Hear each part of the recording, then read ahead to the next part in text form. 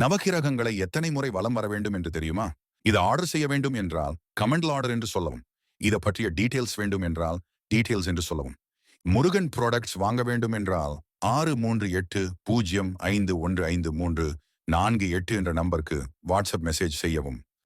நவகிரகங்களை வழிபடும் போது அந்தந்த கிரகத்திற்கும் உரித்தான எண்ணிக்கையில் சுற்றி வந்து வழிபட வேண்டும்.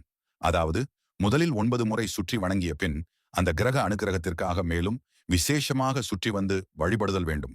நவகிரகங்களை வழிபடுவது நல்லது என்றாலும் எந்த ஒரு கோவிலுக்கு சென்றாலும் மூலவரை வழிபாடாமல் வெறும் நவகிரகங்கள் வழிபாட்டை மட்டும் மேற்கொள்வது தவறு.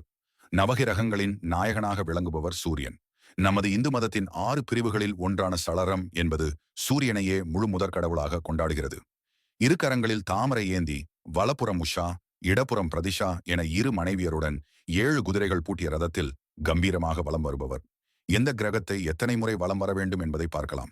சூரியன் 10 சுற்றுகள், சுக்கிரன் 6 சுற்றுகள், சந்திரன் 11 சுற்றுகள், சனி 8 சுற்றுகள், செவ்வாய் 9 சுற்றுகள், இராகு 2 சுற்றுகள், 4 சுற்றுகள் இடதுபுறமாக, புதன் 5, 12 அல்லது 23 சுற்றுகள், கேது 9 சுற்றுகள், வியாழன், குரு 3, 12 அல்லது 23 சுற்றுகள், 21 சுற்றுகள்.